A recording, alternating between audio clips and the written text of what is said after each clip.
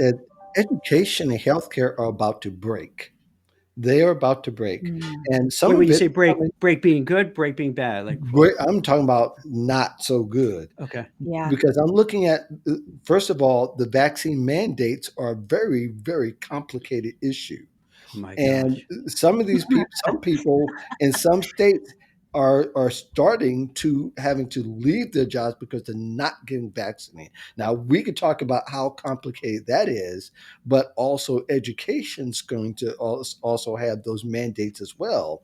And if you those two together, that's quite an economic um, uh, core of a lot of cities is education and healthcare.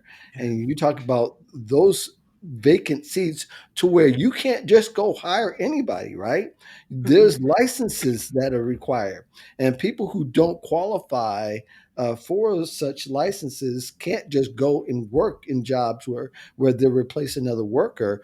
They have to now be recruited, and I'm talking about aggressively recruited, and it may take a while to fill some of those jobs.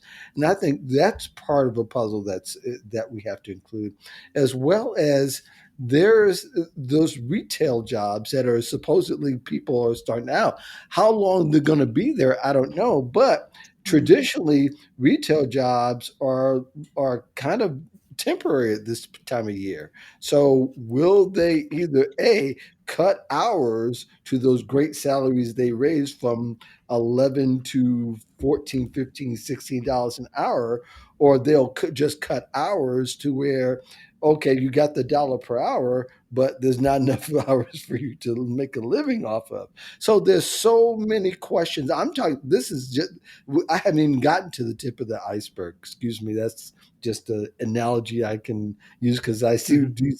see a Titanic effect going on here. Right. But but it's just so many questions that we are on fringes that we did. So job seekers are going to have to prepare in a way that's going to market themselves and not accidentally trip upon jobs. You know what I mean? Be able to blindly apply and happen to get this great job or anything like that. You can't do that if you plan to stay because unfortunately, those are going to be the first jobs to go. And Right. what's also going to go are the people who haven't been in jobs very long. You happen to get that great job. You may not be in it for very long because there's teetering going on. Erica, you're shaking your head, and I think you've got more to add. What are your thoughts on Yeah. I do that? think healthcare and education, I totally agree. Those are in the brink of some really kind of dangerous scenarios, but for very different reasons. Healthcare, there's so much burnout, and not as many people want to be in patient Yeah. facing roles. So I've talked to other people who are in healthcare recruiting and placement, and they're getting a lot of people wanting to be in less pressure. They're trying to step away from all that chaos, but yet it's not Hmm. going away. Like you're saying, we've got Omicron coming out. Yeah. Then we still have the people who recently graduated who weren't able to go on their rounds. They weren't able to build a lot of that credibility that you would typically see to be able to replace the people who are saying, actually, I don't want to see patients as much. With education, I think attachment is one of the major problems, actually. As much as, Mm. immunization matters and people have very strong opinions about it. When teachers were working remotely, they weren't able to connect with their students. Hmm. So when they're going back in person, they're not enjoying the kind of results and relationships that they used to see. So the Hmm. things that would make it worthwhile for them to push back on some of these struggles, whether it's the parents weighing in on, uninvited opinions Hmm. or dealing with the fluctuations with requirements, they're just kind of calling it saying it's not worth it. Now, I have seen in years past, in Illinois, even, they've waived the certification requirements for teachers for as many as 2 years and said you actually can walk in off the street and teach. I'm wondering if we'll see something like that again because they're having to Not close at schools. this, not at the same rate, though. Not at the same pay rate, from what I understand, Correct. because you could be a substitute, at least have a college degree, but not be trained, and they'll take you in under certain circumstances. But 20 years ago, they had a program. Sorry, my parents were teachers. They had a Uh-huh. program where you could teach for 2 years full time. But you're Yeah. right, it probably wasn't the same pay rate. Yeah. Well, they have substitute teaching. Substitute teaching, you do go through training, but it's definitely not at the same pay rate as they pay the teachers at a 4 year Right. with a 4 year degree. With all And that you're being right, you'll be said, the first person on the chopping block once yeah, they have you're their first. You're yeah. first and you're gone. But there's so many scenarios that we could probably go through, and so many threads that we would have to follow that is, we might as well move on because but it's all to say that job seekers going to have, if you're going to go into this market, you've got to be very savvy and take the extra time to do researching your companies when you target your company, which is the best way. All, the job boards, I don't want to say anything bad about them, but a lot of people, most people don't find the jobs they really want on those boards. So you have to be more strategic. You got to try to not just refer one person, you got to refer with a number of people, because there have been a couple of times when people were actually ghosted by the person that referred them. That's a whole nother story. But all that to say is they have to cover the bases, and we've got more practical advice that is coming up. But I think that's a thing that we'll have to keep watching, but particularly on this show. So, Erica, I don't know if you saw my little link, and you don't have to look at it. It's about the state interview, but I thought that was Yeah. an interesting thing that we should be talking about, because now employers are asking people to at least, I don't know if it's when they sense that somebody's leaving, or this happens at at the performance review, or that this is just going to be random. Will you stay, please? I don't know, but it's not clear yet. But apparently, these things are kind of happening. Erica, do you have any thoughts about that? I think it's very similar to that attachment issue that we talked about earlier. Hmm. Employees, they're working remotely, and it's the same problem both between employee and employer. Um, Hmm. the hear me, see me factor is huge. So I don't think it should be tied in with performance reviews. I think it should be a completely separate conversation, because you wouldn't want those stakes to be kind of running through your head while you're trying to answer these questions Right. honestly and openly. But seeing things like mentorship, offering professional development, even morphing someone's scope, or offering, tangible perks, like what are the things that we can offer people that really aren't going to cost us anything, but that will buy us some loyalty and retention. That's Hmm. absolutely a valuable conversation to have. And it's so much more cost effective than recruiting and hiring. And on the flip side, for the job seeker, a lot of people really don't relish the idea of participating in a job search. And if that's kind of where they are, if they're pretty happy otherwise, that something as simple as a conversation would go a long way to helping them stay. Yeah. Yeah. Jack? Yeah. Well, first, Eric, I knew I liked you because my parents are teachers as well. In Aw. fact, not only were my parents teachers, but like my whole family is in teaching. I'm like one of the few who didn't go into teaching, which is it's wild. They were like assistant principals, teachers, school psychologists, art teacher, reading teacher, the whole. Hmm. So Same. so so it's funny how that is, right? It's wild. And Hmm. Mark, to go back to what you said before, I was thinking about it as the conversation was going on. So November's jobs report, they were anticipating like 600,000 jobs and 500,000 change, let's say, but I rounded up. And it ended Hmm. up only like 210,000. Right. So Mhm. that was a huge miss. So it seems like the economists in Wall Street were expecting a huge amount of jobs, not so much.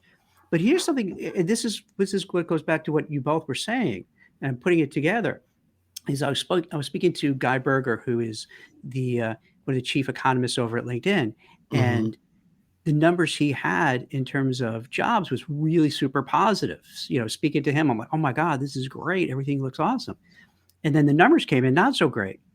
But then I kind of put it together is that with LinkedIn, it tends to skew towards mid to senior level executives. Yeah. And as you both were saying, maybe, and Mark, you were saying specifically about the retail workers. So maybe there is a thing going on with retail workers, because I was reading that, Amazon wanted to hire 150,000, UPS 150,000, Walmart 150,000.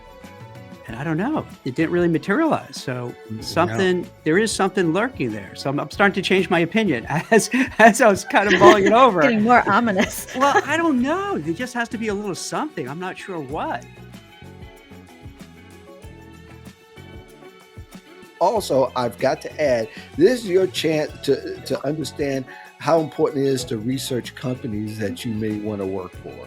Because somewhere, even though there might be debacles not on this level, but there are others on other levels that just don't quite make international news that you should Right. be aware about. So, Paula, go ahead and provide some other perspective, or if you want to add to this, go right ahead. I wanted to elaborate on your first point about the emotionality behind all this. So I think it's really important to work through that before you go out there and start to look for another job. And Good I know point. everybody doesn't have the liberty to do that. Like they might need money and they have to go work. But whatever you can do, if you need to see a counselor, if you need to talk with friends to get through some of that, because a lot of people carry that baggage to their interviews. And in this instance, it might be okay for some of those people because it's such a well-known thing. When they go into the interview, it's going to be talked about. But we're talking about the general job seeker out there. If you've been laid off and you've been terminated and you've got some really bad feelings towards that, and it's really difficult to not bring that forward in the interview. Just little things that you'll say in the pessimistic way that you might answer a question, and you were wronged, and you feel bad about that, and that's totally justified. But be really careful about your wording then with your interview responses, because sometimes it's really difficult to walk that fine line in an interview where you're not going to say anything bad about the employer. Sometimes you can get away with giving pieces of it, but it's normally going to paint you in a negative light. So I just, really would encourage people to try to work through that before they get out there and interview, because it's usually something that they bring forward. Yeah, yeah. And the fact that it's on their resume, so it's going to be, I mean, depending on how much time they spent with the company or whether they decide Right. to put it on, if you put it on, be prepared to respond to questions about that and your experience and how you feel about it. Because if they sense that you have resentment, no matter how widely publicized this has been, they're going to look for you to have some resolution when you go to the table. Damian? For me, job loss was very emotional. The first book I wrote, I talk about the emotional wave, which is something that I worked on with Dr. Elizabeth Kubler-Ross, who, when she was alive, was the world's expert on death and dying, and understanding the emotional wave is the critical thing. You'll hear people refer to it as an emotional roller coaster, whatever graphic works for you. But the most important thing is you cannot go into an interview angry or depressed, because that's you can't hide that. I mean, you may sound good, but your body language is going to betray you. And my recommendation is, even if you're feeling these things, for an hour or two, leave it behind, shine as best as you can, and carry on. And, people say, oh, just shake it off, work it through, you're going to be fine. In my experience, you continue to experience these experiences through your entire job search process, and you truly resolve them when you're back at work. And the reason for that is, every time you get a bill, and you have to decide, well, which 3 bills am I not going to pay this month? You go around and around and around, and this whole thing is a separate show. But the most important thing to remember is, for the people out there, especially the 900, is you are experiencing righteous anger. You have been wronged, and there's nothing wrong about saying that. It's just, I would caution you, when you're interviewing, to try not to reflect that, because even though you're angry, the issue is another company doesn't want to hire a former company's problem. Mm-hmm. And you need to come across as enthusiastic, professional, uh, ability to do the job, et cetera, et cetera. Mhm. So all I wanted to say was it's a very complex process, and it doesn't go away overnight. But again, if you need help, don't be ashamed to get counseling, because there are agencies out there in our area, family services, and it's income based. So if you go in and say, I really need help and I have zero income, That's great. yeah, then you pay zero. Hmm. So kind of that's my What a great resource. Right.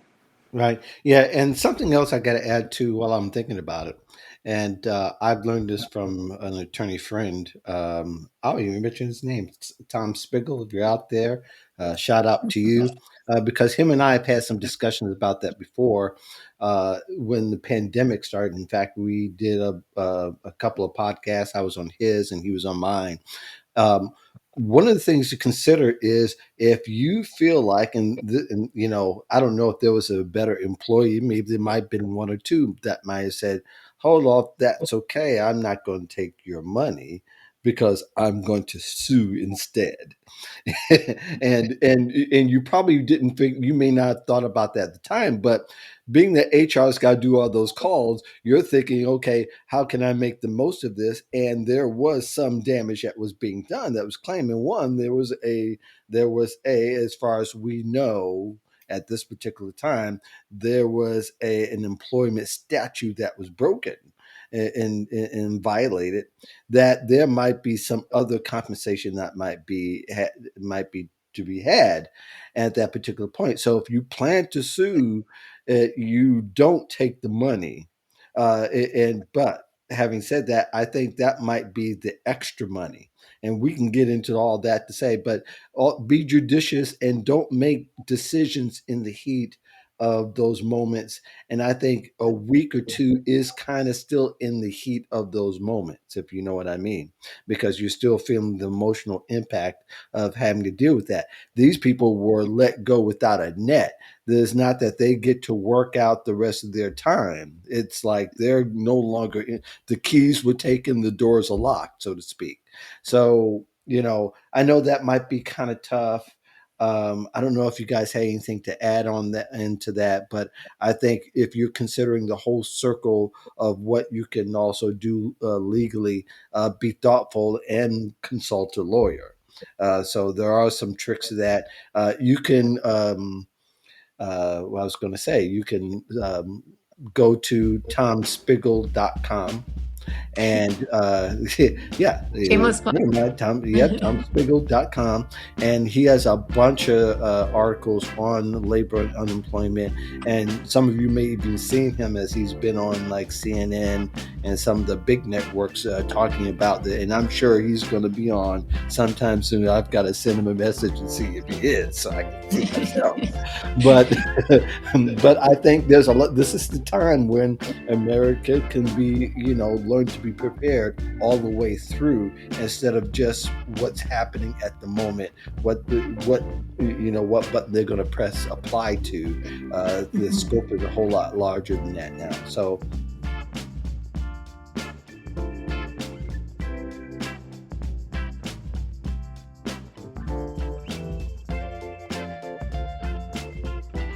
thank you very much for joining me on The Voice of Job Seekers. This is Mark, your host. Been doing this since 2013. So if you haven't heard the past episodes and you're just joining for the first time, feel free to subscribe and listen as you please and listen as you need to. Have a lot of guests and a lot of information, a lot of resources that we share here. And hopefully you'll come back. And for those who are coming back on a regular basis, welcome back. Appreciate your support throughout this time. You were just listening to the first clip that I played was hashtag Job Seeker Nation with me and Jack Kelly. Our guest was Erica Reckamp, who is career coach and resume writer. and we had a lively discussion about some of the trends that were going on in Job Search Day. So if you want to join that live stream, we stream every Wednesday at 1 p.m. Eastern, 12 o'clock Central. The second clip that I played was from the Modern Job Search Checklist with me and my other co-host, Damian Birkel, which we live stream on Friday at 1 p.m. Eastern, 12 o'clock Central. And our guest there was Paula Christensen, who also is a career coach and a former recruiter. Hopefully you enjoy those clips. And in a few minutes, I'm about to play a conversation between myself and Dr. Antonio Boyd, who is a personal friend of mine, known him for many years before we had all of this stuff. And we go way back. I think he might have known my wife before I did. But he has a great perspective and is doing great work over there at the Future of School as Executive Vice President. Also, he's a columnist for Getting Smart, which is an educational platform where you'll find a lot of articles there, and I'll link to both of them in the show notes as we discuss the link between schools and careers and the future of schools and careers. And that's a very interesting conversation. I want you to be a part of that, and feel free to reach out to Dr. Boyd. He has a lot to say about education and how it's changing, and looking forward to changing more as the world changes. As you probably don't know, or you probably do know, this is the last episode before the year's out and before the holiday, and I'll be back around January 11th to 12th is when there'll be new episodes, and got a lot of great guests already recorded. They'll be ready to go by the time you get there. I'll still continue to publish a couple of times this week. I miss a couple of publishing, so I plan to add some episodes in the winter and spring. So some of those might be once every week for a time being, because I want to make up for the time that I lost getting some things done and some, personal matters. But I definitely want you to come back and listen always. And again, join us at thevoiceofjobseekers.com. Find me at the live stream shows that I just mentioned. You can check my LinkedIn timelines, also my Twitter timelines, my Instagram, well, not so much my Instagram timelines, Facebook, and also Twitter. YouTube is where I also publish those particular shows, and they are live, so you can interact and if you have questions. And if you want to, you can also check out some of the articles that I read also on thevoiceofjobseekers.com. And there's a lot there. So there's videos, there's the podcast episodes, there are articles, and there is a bunch of stuff on there. And I try to make available to you so that you'll have as a resource. And I point to a lot of other resources too. I'm not the only guy in town that's doing this. There's so many others that are doing a great job and doing it probably better than I am. But I definitely hope that you'll stay tuned as we get into gear for the new year for 2022. In the meantime, here is this week's featured episode with Dr. Antonio Boyd. Thanks very much for joining me, and have a great holiday and enjoy, and we'll see you back here after the new year. I do want to add one disclaimer to this. My sound on the interview is intelligible but muffled. His is nearly perfect. And for some reason, we just couldn't get that sound right for that day. And I couldn't get it right in post-production. It sounded fine during the show, but for some reason, it didn't sound so fine when I finished the recording. So forgive me for sounding a little muffled. I'm still going to play it because it's hard to get Dr. Boyd to do another show. I'm sure he would make the time, but I'm not going to ask because it's not his fault. It's entirely mine. So still enjoy the episode.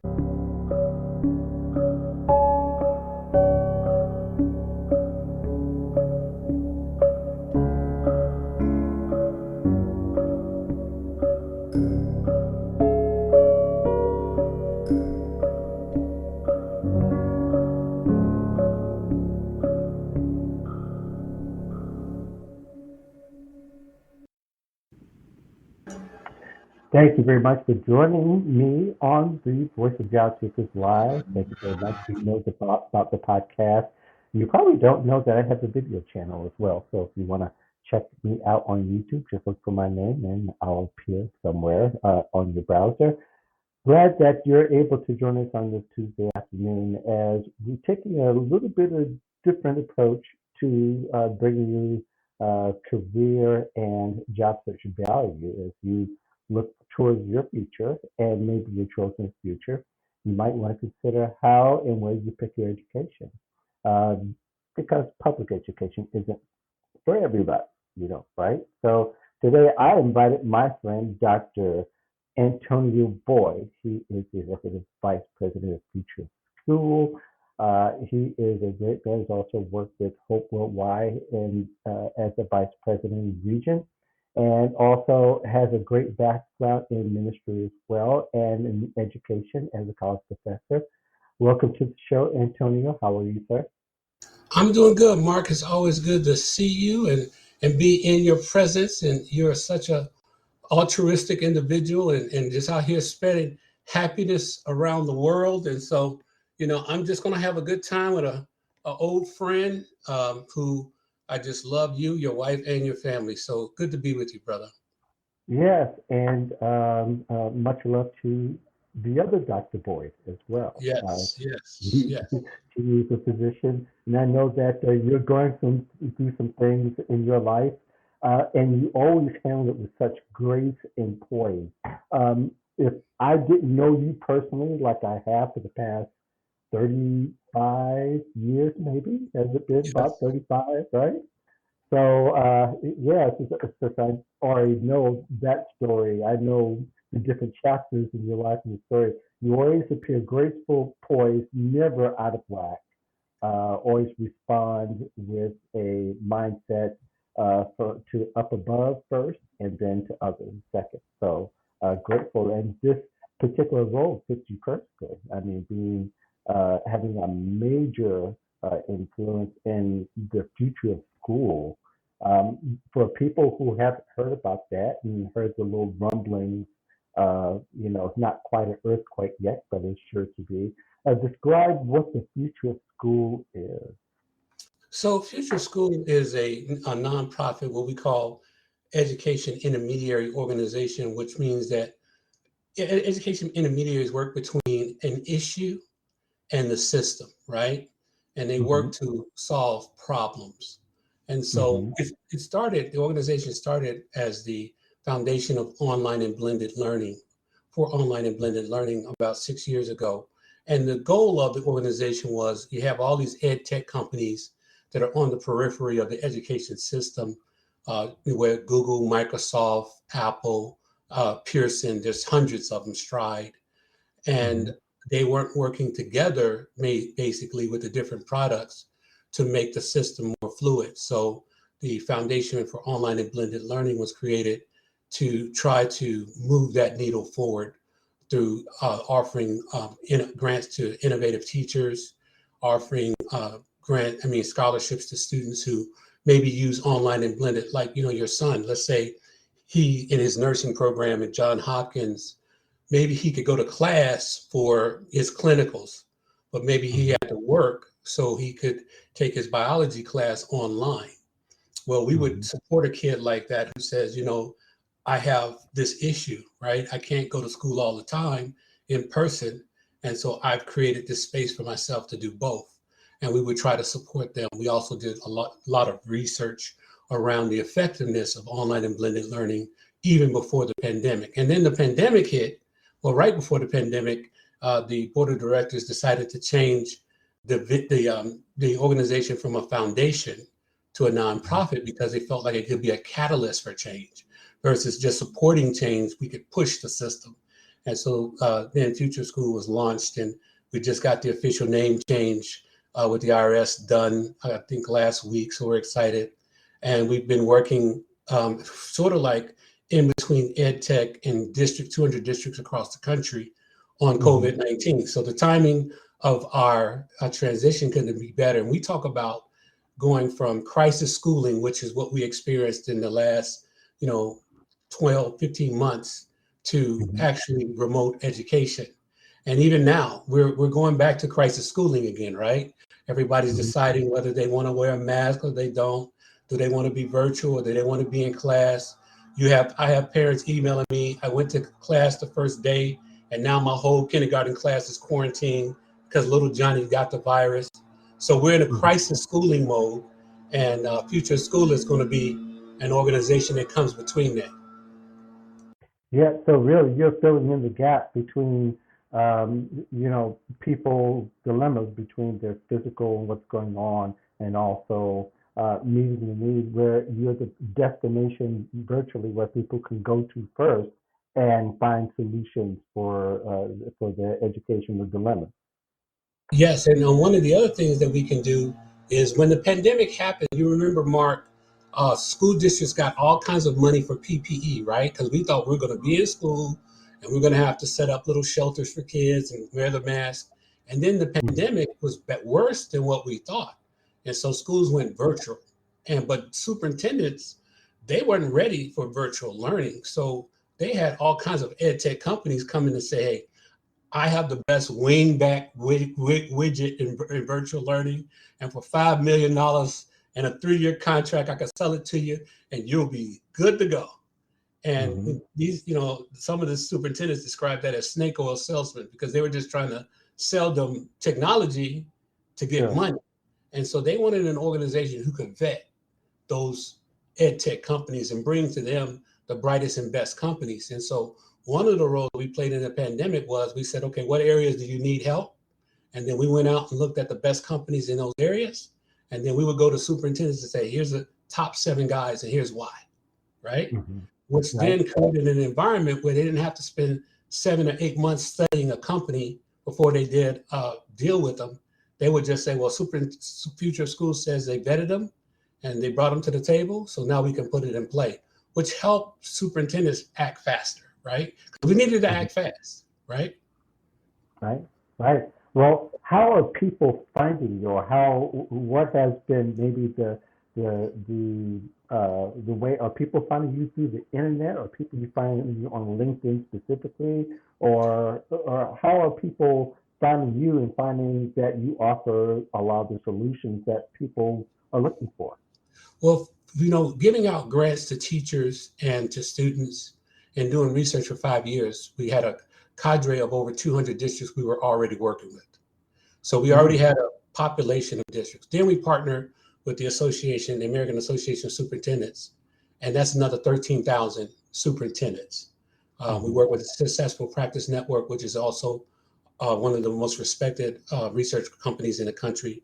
But the other thing that happened was we spent a lot of time, well, I don't, but our CEO, Amy Valentine, we call her CEO evangelist.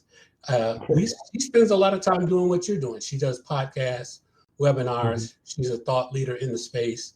And so a lot of people learn about us through we just got named one of the top 100 podcasts in the education field. So a Mhm. lot of people learn about us through our podcasts and webinars, and it's growing every day. Yeah, that's awesome. I think a lot of people are also watching as well, and they're glad to hear that you've been able to spearhead the pivot a lot of districts have been able to make in education, and especially one thing I think is, I guess this might be a little bit outside of the box and realm of what I talk about on a regular basis, which is basically job search and careers. But I think it's kind of relevant to how people really need to see their pivot in their careers, as institutions kind of have to pivot as well. And they kind of set the standard, or kind of set the way for the way that people are going to view their career. In other words, if their school, if their educational base is pivoting in the pandemic, or it's pivoted throughout times, these different historical times, because of course you guys have been not just through the pivot, but through the civil rights movement, or the new civil rights movement from last year, and also the all the other things that are happening. Um, are people really, in your view, maybe you could talk from the teacher's point of view, or maybe from the student's point of view, what are some things they're beginning to learn about their future as the way they look is they're thinking about how they're building their future. And maybe there's some things that you're intentionally teaching that are going to help people with their future. Right. Well, in your space, I compliment you for being in the space you're in for two reasons. Number one, college and career pathways are what everybody's talking about in education. We now have states who are basically setting standards for what they call college readiness standards. And they have, documents that they've developed across the country that says, this is what you must have to be a world-class educated high schooler going to college. And so with that said, your conversation is poignant.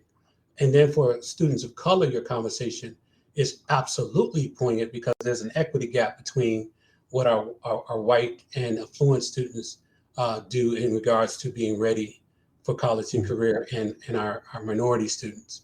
So the fact that you're around talking about this is a key issue. With that said, the pandemic hit the students hard, right? Studies were showing that students who were going to go to college decided when my college experience is going to be online and blended, I'm probably not going to go. So we saw a large decrease in applications for students to go to college because they said, I don't want to go to an online environment. Even folk who are in college, several of them, had to do, you might be at Florida A&M and you wanted to have that experience, but you couldn't come on campus. And so that was a big hit in the area. But on the other hand, on the flip side of that, companies like Google, Apple, Microsoft, they're offering certification programs. This is another competing interest where they're saying you don't have to go to college because we can't find the workforce to fill all the jobs we have. So what we'll do is put you in a accelerated certification program in our product directly and then graduate you at $50,000 a year.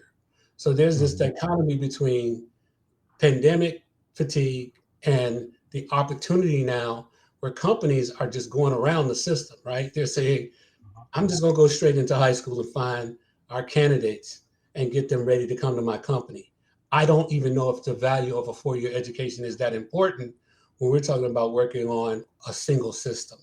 So and then teachers have to recognize, going to your other point, that because of that, the shift in how we do education has to be all about not just training little Johnny on the humanities and little Johnny on history, but what are we doing to prepare little Johnny to get a job? Okay. And so you see a lot of CTE programs, you see a lot of experiential learning programs, you see a lot of internships.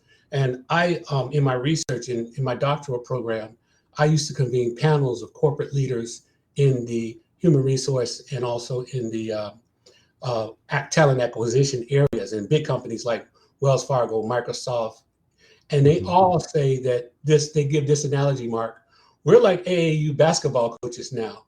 We're going down into the high schools and we're recruiting freshmen and we're getting them internships in our company so that by the time they're seniors, they're ready to come on board with us. We can no longer wait until they're juniors and seniors in college to go to a college fair talking about, hey, come to my company, because by then 7 companies have wooed them and are trying to bring them into their company, especially minority students. So you're even seeing a change in the dynamics of how our young people are being recruited to come to major companies now, which is pretty exciting.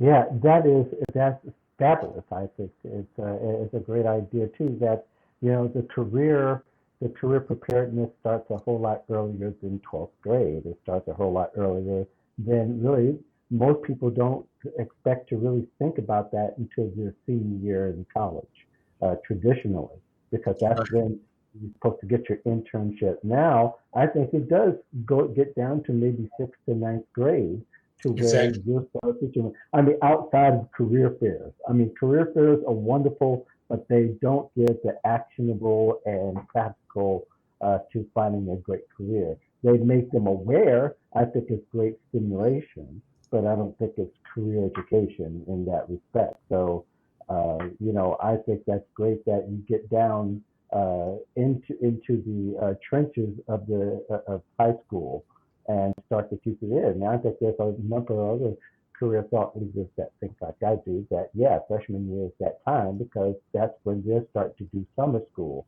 Now, summer school for a lot of people is just a you know activity to keep them busy. When really it is a great chance to shape their thinking into the future.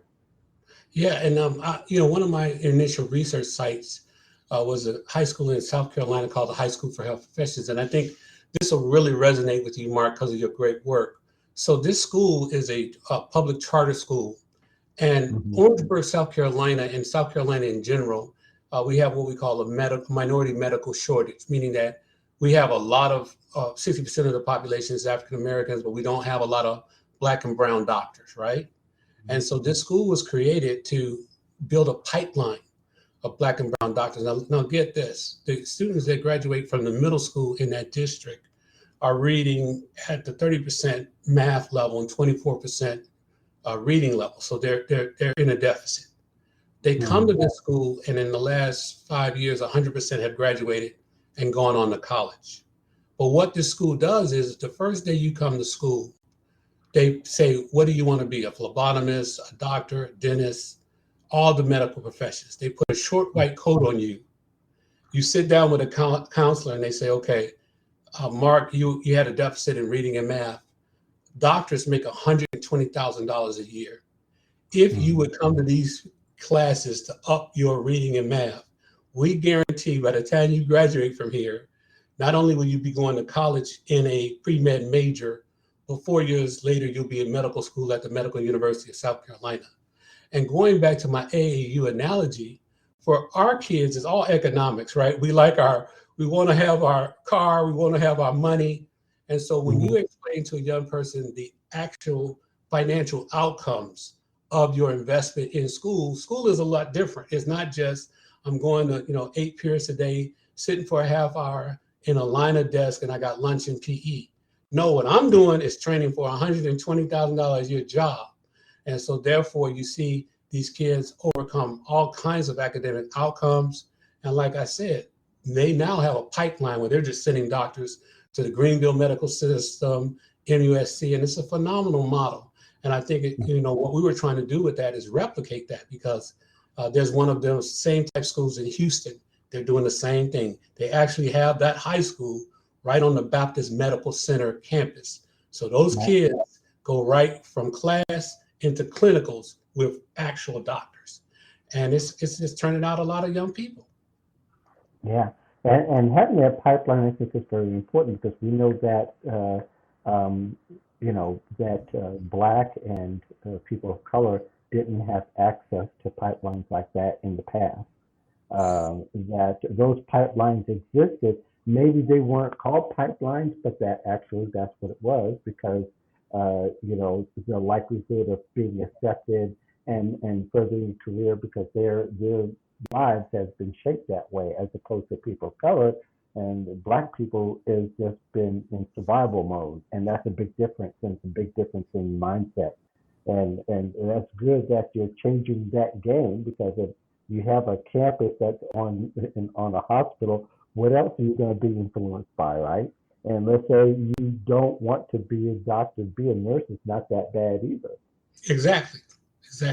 And when we put before them, the kind of money they can make, being a chemist, being in a lab tech, 50% of the students at that high school, they go to 2-year college to become phlebotomists before they even graduate high school. And we did a study, and they become the number one breadwinners in their household. So, my mom was working at the, one of the kids' mom working at the church's fried chicken, and she's, kind of just barely making it. Well, her kid goes to that school. He becomes a phlebotomist. He makes $25 an hour at the hospital. Now he's making more than his mama. And then when he graduates, he goes to nursing school. So these kids see early in their life the value of education in a different way, and it makes them more successful. And you meet them where they are as far as their lives. You're not trying to hype them up, because some won't have a college. Not everybody belongs in college. Exactly. And Lord knows, colleges are going to go through, along with this pandemic, a day of reckoning, so to speak, because of there's the same model that has been used for many years, and you get something that is uh, what the pandemic has brought on. There are going to be changes, and there's going to be the change in the ways that you think. And yet, even with that model as well, is that there's still a major shortage of doctors, and there's still a major shortage of nurses. So, this is going to go on for some years, and it's not just going to be a temporary filling. Yeah. And in the context of African Americans and folk of color, one of the things one of my colleagues told me, I'm going to do a shameless plug for Northeastern, but he was telling me, he said, Antonio, do you realize that you're going to be a part of the 2%? And I said, the 2%, what is that? He said, in all of the United States, whether it be historically Black colleges or public PWIs, there's only 2% of African American males that get their doctorates this year, and only 9% of African Americans overall, male or female. So out of 100% of the folks that graduate, only 9% of us will be folk of color. And so, in every area of society, that's why your work is important. There's pipelines that need to be built where more and more of us, when we see our historically Black colleges and we see all these prominent African Americans, we think we're graduating a ton of folk. We're not, compared to our counterparts. So we got a lot of work to do in all areas of careers to make sure we continue to strive to move forward. Yeah. And, starting early, starting in an environment where you're going to be influenced by what you see and what you hear, and also just with the plan to streamline young people into different careers and have different career choices. Is there anything else that we need to know, we need to look for as far as the reshaping of the student and to help them with career intelligence and create a more profitable career mindset, if you will, for the future? Yeah, so we're working with, going back to my acknowledgement of ed tech companies, we're working with a company called Career Navigator. Career Navigator was created by a professor, Anthony DePass, who's a genius. And Career Navigator, what we're doing is it's being implemented in the colleges and historically Black colleges, but also now Future School is trying to take it into K-12. And what Career Navigator does, it allows you to get online because, our young people are very savvy in social media. And it allows you to say, my name is Mark Dyson, and I want to make $100,000 a year. I want to live in the suburbs of Chicago in a 3-bedroom house. I want to have a dog. I want to have 2 cars in my garage, preferably a Mercedes and a Lexus. And I want to retire with $200,000 in the bank. And you put that in the algorithm and it spits out, here's the 20 careers that you could do that will put you in that position. Here's what it takes to get those jobs, get to that career. Here's what it takes college-wise. Here's what it takes training-wise, your choice. And this program is being implemented in guidance counselors' offices in, like I said, right now in colleges, but we're trying to take the model to high school because information is power. If Mark Dyson knows, he's got his whole life planned out. He wants to have 2 kids, 2 cars, a dog, and a house. And he knows what it's going to take to get there before he starts. It so helps him avoid the pitfall of going to college and majoring in German when German is not going to get you what you said. So he'll see his career and it'll be these 10 careers. And then whatever he decides, okay, well, engineering will get me there. I do like math, so I'll go that route. Because what we see is, in my research, the data shows that the average college student goes 6 years because the first 2 years, they're just trying to figure out what they want to major in. Well, what happens? Then they accrue $100,000 in debt. And, there's a recent study in the New York Times to say the system has failed Black and brown students because most Black and brown students in their 30s have so much debt that they can't even buy a house. Yeah. And those challenges just continue to pile on. They're going to have to choose their futures Exactly. A lot of them don't get that because they've been taught one way. And Exactly. I think your program and your intentions is to give them many different choices, including what kind of lifestyle they want to live. But I think it also, too, I think there's more chance for them to be happy, and because they have a choice instead of only relying on what their parents have taught them. Because parents, they were in survival mode if you were black and people of color, more than likely. I'm glad that my children didn't have to have that kind of dilemma where they only had to choose between survival or go out and make it only on your own just to have debt. But I think ultimately people are understanding that there's a whole much bigger world with a whole lot more choices out there. But the idea is to get them to learn that early on. Yeah, and I think also what it does, Mark, to be honest, is it saves us as parents a lot of time of, with our arms around their necks, right? Because, we're steering and directing, and baby, if you get that education, if you go to college, you're gonna make some money, and we're pushing and pride and spending all this money on trying to get them to do the right thing. But if they see it for themselves, when my son um, first he's a musician, so he got a scholarship to Berkeley, and Berkeley costs $30,000 a year. Right. And we said to him, well, we don't know if we want to send you there because the freshman class is 4,000, but by the time they're sophomores, so many of them go into the music field, it's only 1,000 sophomores. And we think you might be one of those who say, well, I don't have to go to college to be Michael Jackson. I'm just going to drop out and go play. And so Right. we ended up sending them to UIC and then DePaul Conservatory. But it wasn't until he realized what it was going to take to get through college that he got through. It wasn't all the prodding and me being a doctor, his mother being a doctor, that example and pushing him and showing him all our degrees. None of that worked. It was when he decided, here's what I can make if I go do this. And then he went on through it and paid for it. So that's what happens.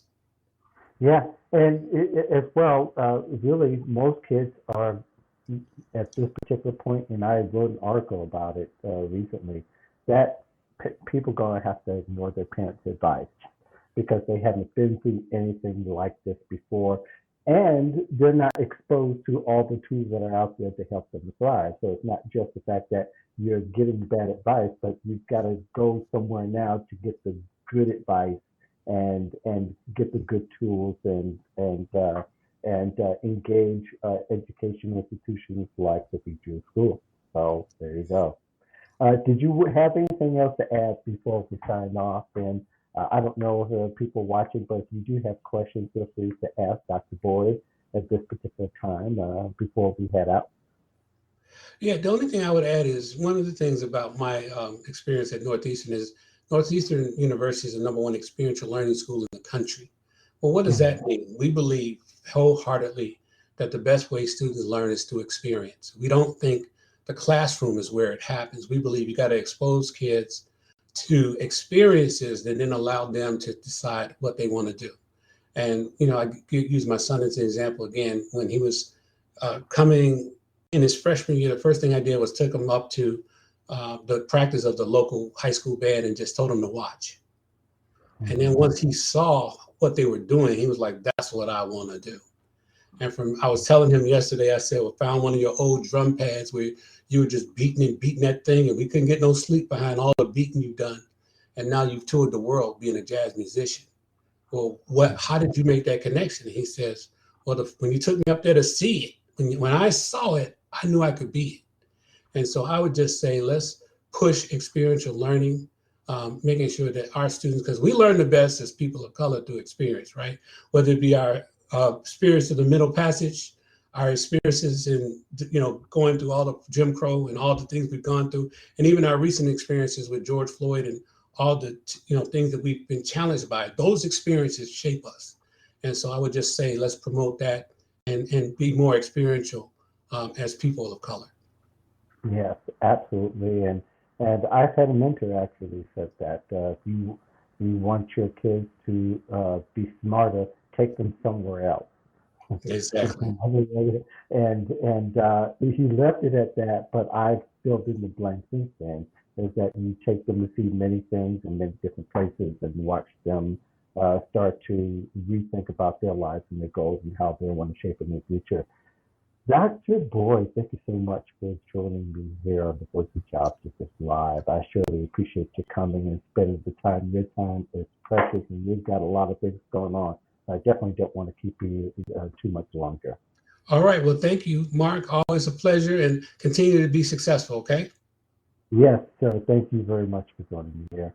And for the rest of you, thank you very much for joining me here on the live edition.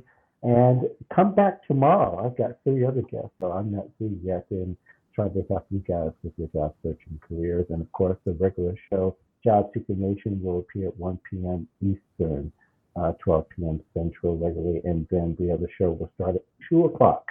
So, got a lot of things going on. Thank you so much. All right. Thank you.